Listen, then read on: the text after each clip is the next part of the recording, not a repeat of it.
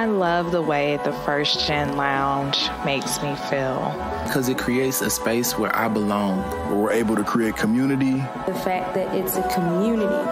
It's a safe place. It also gives me a place to understand different perspectives. The stories of these individuals prescribe transformational perspective.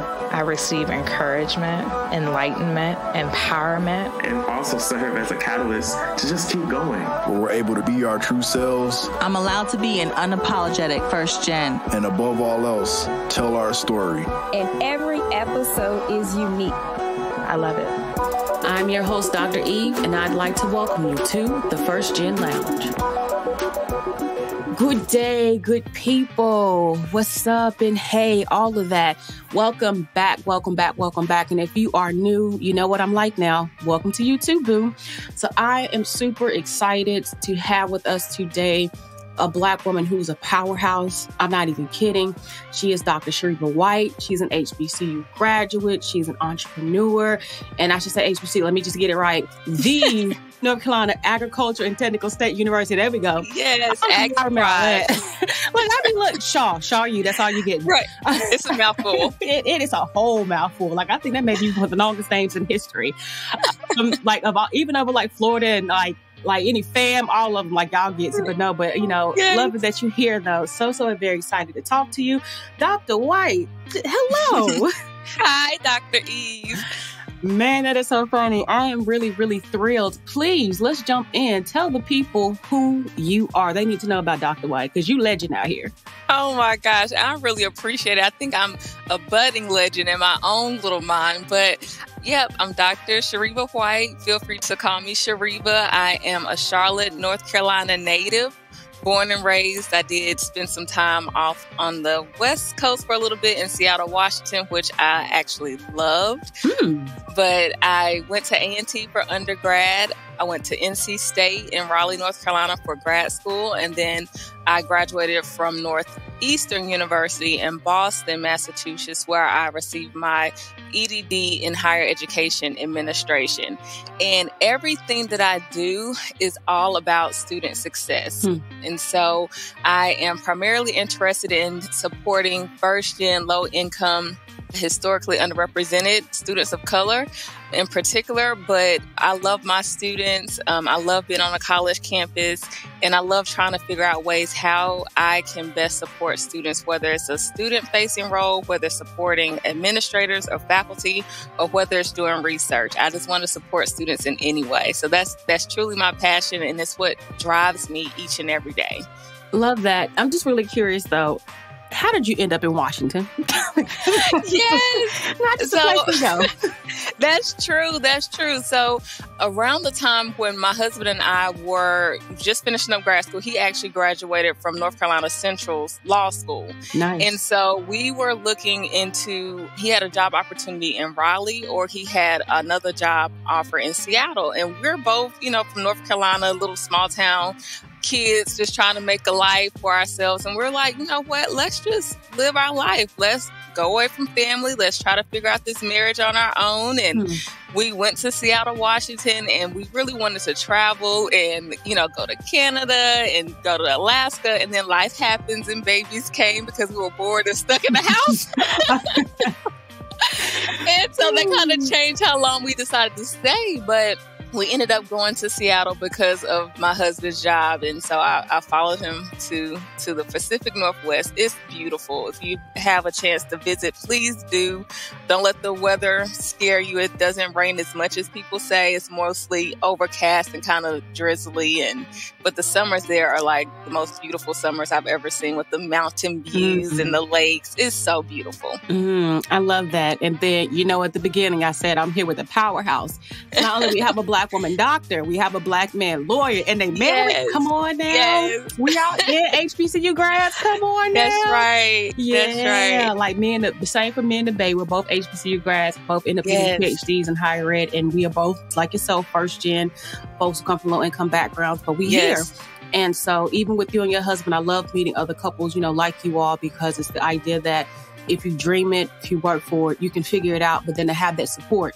because we moved back to North Carolina from Mississippi. I was down there because Charlotte native too. And I was down there for grad school. And so he ventured on up here with me. But it's like you following your husband. You know, my husband supported me in coming back here, but y'all in this together. Now, you didn't make it to Alaska and Canada. But the thing is that y'all are dreamers and y'all are go-getters. And that's so important for us, especially as, young Black couples who are first gen and educated to be able to not fear what's out there and just go get it. So shout out to y'all for that. I love that. Yes, I definitely agree. We ended up going to Canada after the kids were born. So I do want to say we made it to Vancouver. I had a baby in the front and one in the stroller. So we're going to get to Canada. God, I love that. How was that for you? Because you ain't tell us that to me. I said, dang. So Washington, Vancouver, then back to North Carolina? Right. So with Vancouver, it was just like a week trip where we just wanted to go up. Okay. We found out we went back to North Carolina. We said, okay, we wanted to do some of the stuff on our little bucket list so we can at least take a little trip to Canada. So we did a train ride so we could see like the coastline, and it was beautiful. I mean, of course, my kids don't remember it, but we have plenty of pictures that we can share with them. They were so little, but it was fun. It was really nice. I love that. Okay, look, I thought y'all had moved there, but either way, you still got to Canada. Yes. So that's cool. I love it though, but that's really, really cool. So just thinking about just where you are now, what is success for you? And we're going to talk about just entrepreneurship and, all the things, but thinking about success for you, how do you define success? Like, what is it to you and what are things you're doing to continue to work toward being successful? Yeah, I honestly think that changes. So when I first graduated, success for me was to get a job. I mean, as a first-gen student, growing up low income, that was something that my parents always pushed. Get a job, and my dad wanted me to at least make more money than he did. And he didn't make a lot of money, so his goal was for me to at least make, $40,000 a year starting out. And so I was like, okay, that's what I have to do. I have to find a job. And so at one point, success was just to try to find a job that made more than what my dad made in order to make ends meet in my household.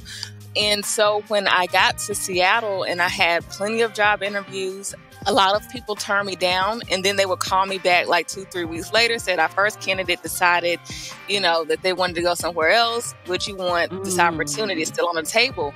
And so then I started looking at my own value, and it had me questioning myself like, okay, do I want to take this job where they saw me as second choice?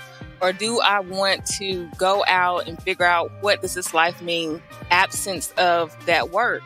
And that was really challenging for me because, of course, you feel like as especially a young female, you want to show your worth through your job or through a title in a business. And at that point, that was when I was really focused on student affairs and higher education. So that was the epitome of success for me, to get a good job with a good title and to show my worth and my knowledge in that area. But as I got older, as kids came into the picture, I realized that success is a lot more than just a job title. And it's really about living life according to your values and what you really want to do and what you want to aspire to be.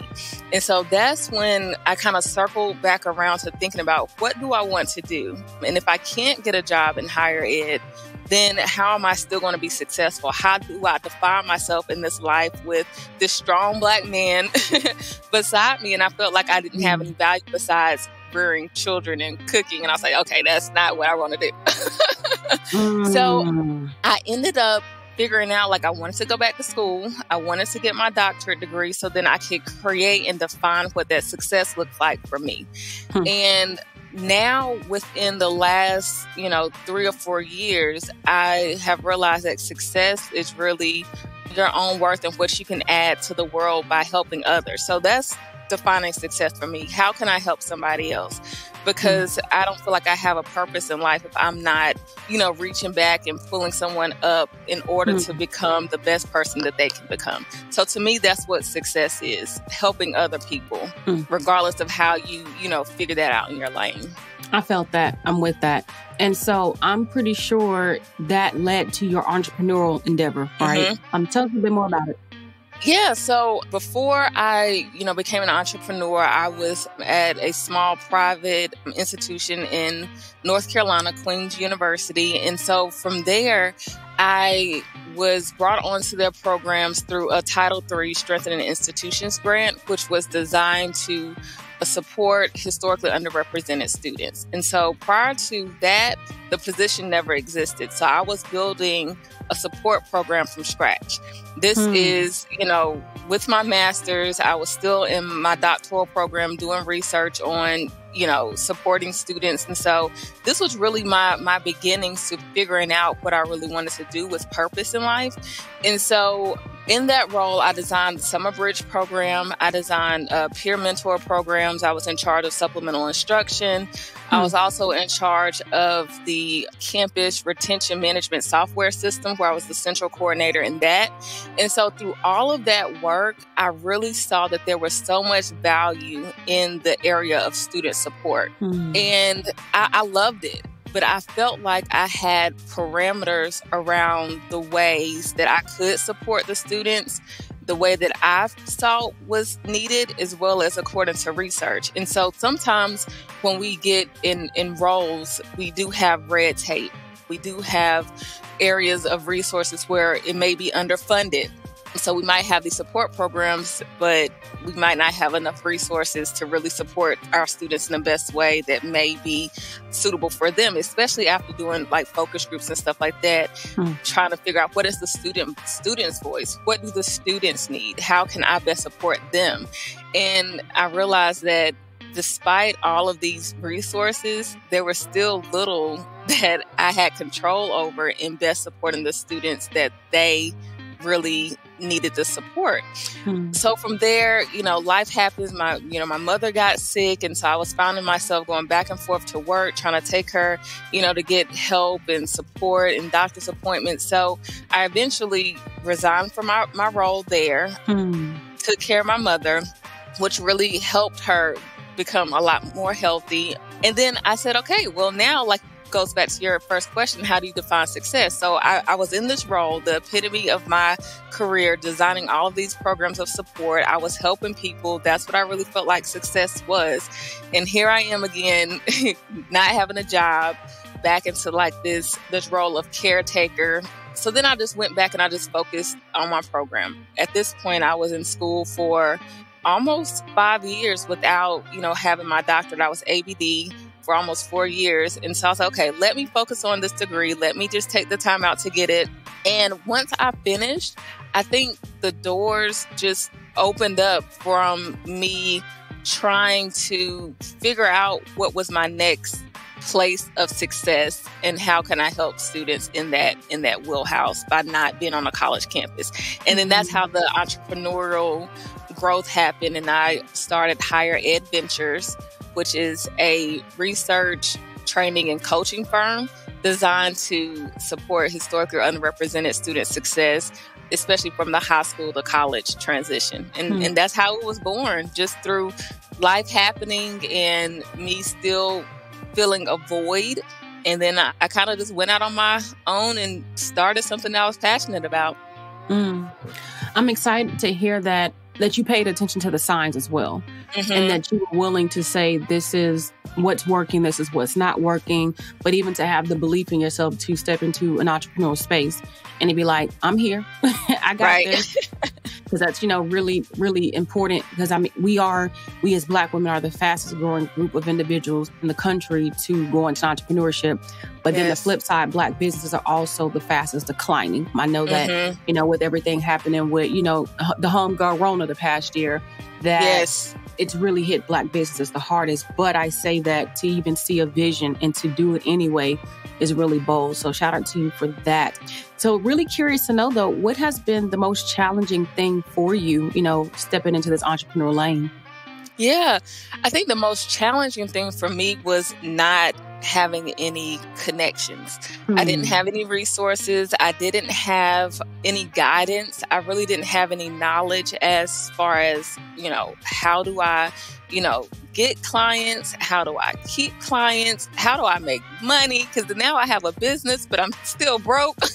And so I'm like, okay, so this is fun, but okay, I want to make some money. I want to be profitable. Right. And in that lane, I still want to help people. I didn't start this to just have, an LLC and be happy with that. And so what I started doing was, I'm a firm believer in my passion planner. It's a planner that has like, what are your goals? And it helps you create like mind maps and, really work hard towards achieving what you want to achieve. So I love my passion planner. And so I just started writing my passion planner, and I wrote down my goals into like, I think it was 3 months, 6 months, and then like a year. And then it also has like an area of, in your lifetime, what would you want to accomplish? And so I really started utilizing that to streamline, how am I going to be successful in this business? So the challenge was not having clients. So I wrote on my passion planner, I want at least one client, by the end of 2019, just one person. I just want one person to work with. And so from there, I got onto networking sites, especially as alumni. I think that's one thing that first-gen students can really tap into is utilizing their alumni network. And so as a recent graduate from Northeastern University, I had just attained my doctorate in 2018. And so I tapped into that alumni network at Northeastern, and I saw that they had a program scheduled where you can attend like, women in business, networking events and those types of things. And so I went to one, and my goal was to at least, network with 5 people, and hopefully one of those 5 people could become a potential client. And it did. It worked. And so I was talking to the individual. She was actually nominated. I think she received the Woman of the Year in our local magazine, Pride Magazine. Her name is Dr. Corliss Brown Thompson. And I started working with her. I asked if she could be my mentor. I didn't know if this was going to become, a working business relationship. But she, called me the next day and said, hey, I was really inspired by, our conversation. And I know that you mentioned that you are, a recent graduate from Northeastern. I understand that you want to do more research and potentially, get published, because of course, once you get your doctorate, it's like, okay, let's publish, let's write, let's get into peer-reviewed journals. And so she brought me on to a project, which led to other projects, which led to me working on data collection and analysis for experiential, STEM-based programs. And we're still working together on that team. And I think that is what solidified my credibility, but then it also solidified my knowledge within myself that, I can do this entrepreneurial thing by myself, And so by really forming a strong support system through a networking event, it's kind of what jump-started my career in this entrepreneurial research space. And and it's new. It's something that's needed. I was on a team with all white women, all affluent women, all, have, college backgrounds. And so we're researching the impact of a STEM program on female African-American students. And so in that space, there were things that came out of the focus groups where, some of my research team members didn't understand some of the context. I think one of the students said like no cap or something like that. That's like a language would use.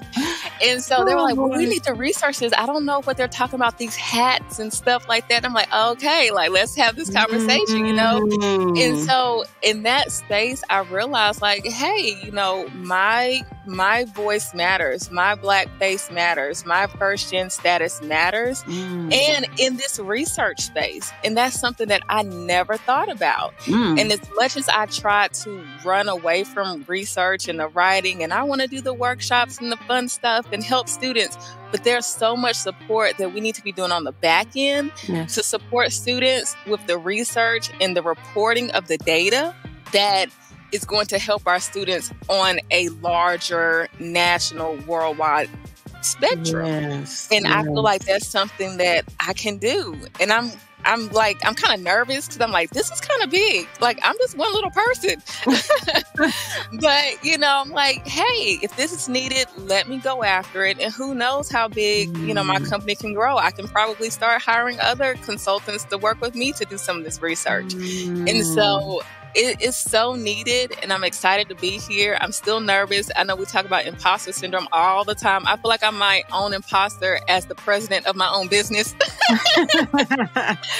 But I know I can do it, you know, and so because I am doing it, I'm living in my dream. And so I have to tell myself that, like, I have arrived. I'm in my space. You can do it. So go help people. Go get it. Talk that talk, Dr. White. Talk that talk. Positive self-affirmations. Okay, so one, you know, for you who's listening, go ahead and hit rewind, get the notepad, and take all the notes because she just dropped hella gems. I'm just going to put it, just how you able to connect, how you able to get your business off the ground. I appreciate the truth that, you know, you start a business, you ain't making money. Well, wait a minute. This don't seem right. Maybe I should go back to the 9 to 5. But people think overnight success is like, I'm going to start this business in January and by February, you're going to be rocking. Like, nah, G, you might start February 2021 and may not see anything until February 2023. That's exactly right. So that's the overnight process. And like, there are a lot of people who we look up and like, dang, they blew up. What happened? They were consistent, but they've been in the game for a while. So you saying all of that, I felt that. I really felt that. That's exactly right. Just the fear, the not having the connections. And that's, you know, that's the reason this platform exists at all. And it's just so similar to yourself. Who am I to step into this space? What if it blows up? What if it becomes something? And here I am now. I've got students in my program across the world. People are listening to this show across the world. Like, oh my goodness, that happened. And it's like, well, dang, similar to you. Here I am. Though for me, I did not imagine being here because entrepreneurship was never something I was after. But we talk about that another day. But still, the fact that it ended up working out for me.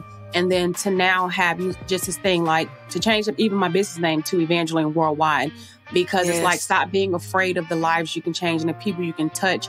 You will figure it out. You will find the resources. You have the critical thinking capacity. You have the support that you need. Don't ever doubt that. But you have within you, just like you're saying, Dr. White, you have within you what you need to go out there and get it. But you can't be afraid of yourself.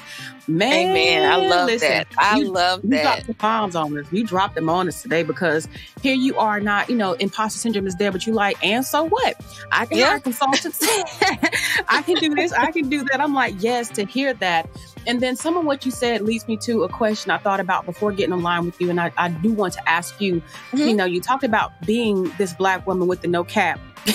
And you know, the fact that, a lot of times when I think about therapy, I love having a Black therapist because I can say stuff to her similarly and she's not like, what?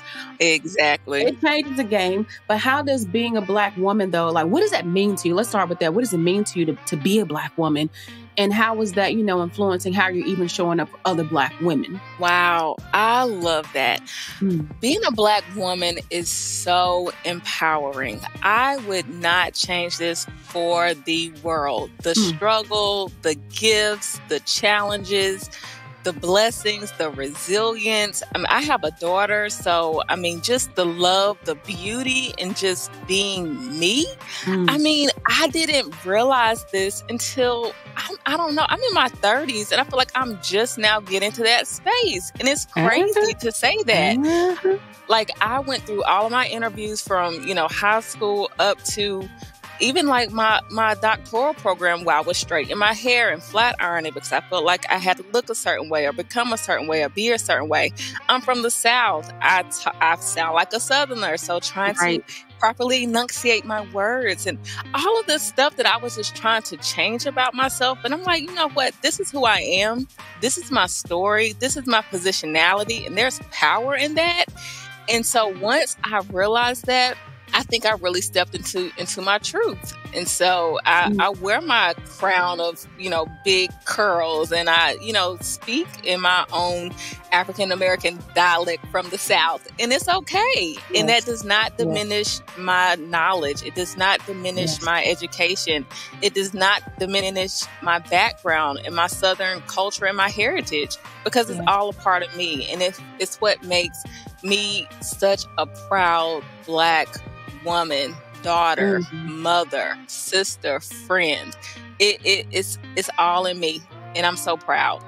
I'm so proud. Look, you got me. Yes, yes, ma'am. Yes, ma'am. Like I just and don't feel bad, about the just discovering it. I just did a show back in February, and it was about just Black women being dope.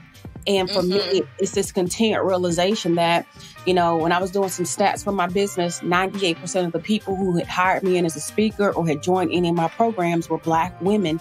It just didn't dawn on me. Like for me, showing up and doing this first gen work was about helping first gens. But naturally, people like yourself, if I see you, I'm seeing somebody who looks like me. So it was a natural gravitation, I'm sure, for a number of people. And then being Black, having gone to an HBCU, I can see how it happened, with the reach. And I was just like, well, dang, I just didn't notice because I was showing up being a person, being me. But this Black womanness, it hits. And like, we dope. And I say that, not even fearing now, oh gosh, other people won't support. Women are dope, but I'm a Black woman. I understand no cap. I understand tripping. I understand not today. Like there are things that, we get to where it's like, if you said it to somebody, it's a thing about it. But Black women show up. We show up for each other and we show up for ourselves, but we also show out. And so that's something that like I'm loving that you're saying it because of how you are framing how you show up as a mom and a wife and a daughter, just all the things, how you're continuing to shape what Black womanhood looks like, but also in a way that, I continue to talk about not something that people look at on TV and like we're bickering, we're fighting, we're petty, we're catty, we're ghetto. Don't get me wrong, hood is still in me because I'm hidden badly. That's right. HB, all right. Okay, look, we out here. So you get it. It. So like for me, it's just a space where, but I'm here and and you're here and we have to be here for each other. But again, we're going to have you back to talk about Black womanhood and just entrepreneurship and stuff because it's really important to have the conversations so that we can keep each other encouraged. But look, I'm always sad. I always say this every show, but I am because we can talk all day. Yes, I have really enjoyed this. Oh my goodness. So have I. I really, like, for real, I really have. Like, I'm just like, oh, you talking to me? But that's how the Queen City girls do anyway. So like, okay. Yes. I love it. But tell us before you go, what is your words of wisdom or your advice, just what do you want to leave us with to carry with us for the rest of our lives? Absolutely. So one of my words of wisdom that I would like to leave with you is something that my dad always told me: never be afraid to ask a question and go after what you want, because all the other person can respond is yes or no. So you have a 50-50 chance of getting what you want. And if you don't get it, there's always somebody else out there who's going to give you that other 50% as a yes. And so if you're ever questioning, your purpose, your passion, whether you get into college or not, whether you get an acceptance or a denial letter, that does not mean that that's not for you. It's just not for you at that time. And so you can always circle back around and continue to achieve your dreams. Never be afraid to ask the question and go after for what you want, because it's out there and it's for you to have. Well, drop the mic, walk off. Hey. Well, look again, Dr. White, you are incredible. No doubt about it. And like I be telling the people who's coming to this space, we out here, but it's good, we are out here because ain't but so many of us anyway, but we have to show up for each other. But again, I just want to thank you for your work. Thank you for your wisdom. Just thank you for showing up for yourself so you can show up for everybody else, and then we can show up for everybody else too. It's a domino effect. For those of you who definitely want to connect to Dr. White, just hit the link in the episode notes to get to the full show notes, and you will see exactly how to contact her. Try to make it real easy for you, and just hear more of her story and make sure you're also getting, some of the things that you may not have been able to catch. If you drive in the car and get to write it down, we got the notes for you already. But all right, look, until the next time, Dr. White, continue to be good to yourself, continue to shine as only you can do, and know that we here at the First Gen Lounge, we got your back, sis. Thanks, Dr. Eve.